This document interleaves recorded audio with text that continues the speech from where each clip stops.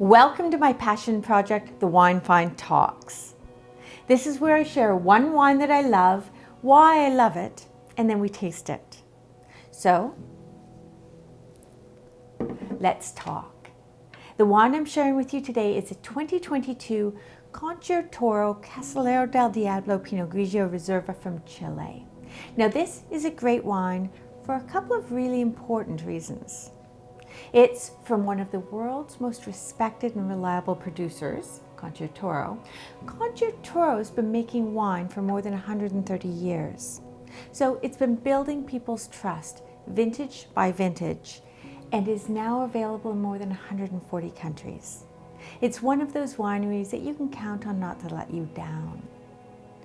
The other reason I love this wine is because it's a Pinot Grigio with lots of fruit stuffing.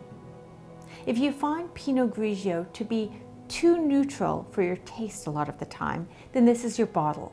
It's still bone dry, varietally correct, and vibrant, but there's fruit. It tastes like a premium expression. And that's because it's got real flavor and it works really well at the table because it won't get lost.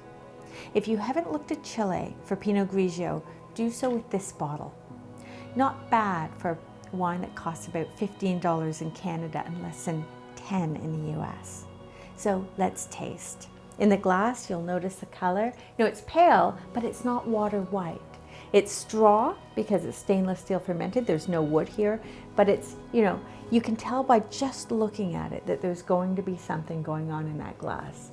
So give it a swirl and a sniff. You notice that? There's more aroma than usually found in many Pinot Grigios, especially from, say, Italy. And that expression is sort of pear, stone fruit, orchard fruit. It's lovely, it's clean, it's pristine, it's pure. And on the palate, same thing. Streams in, wonderful purity. So yes, there's pear. It's not too forward, but there's fruit. So it's still varietally correct, meaning, it's not fruit forward, but there's fruit. And the expression is pear, a little bit of peach, sort of white peach. And it's broad as well as vertical. Love that. It streams in. It's sort of palate drenching. Let's have another sip. See, it keeps you drinking because it streams in, is delicious, but it's also bone dry, which is important. I think this has around 2 grams per liter of residual sugar. And that's important at the table because sugar can all too often tire the palate. I love that. So let's have another sip, focusing on the sides of the palate to just see how high the acid is, because acid is such an important component for Pinot Grigio.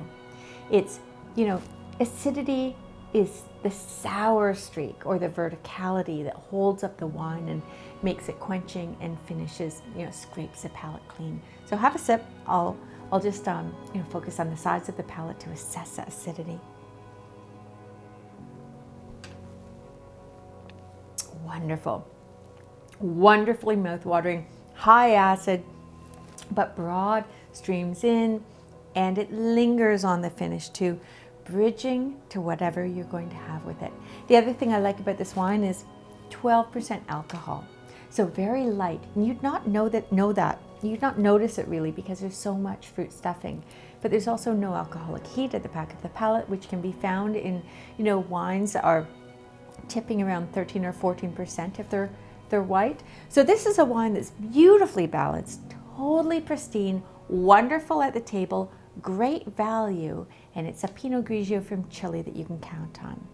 So with this bottle, it's the kind of wine that you can pour with so many things. Yes, you can go traditional and pour it with fish, but you can also pair it with things like Indian curries or Thai curries because it won't get lost.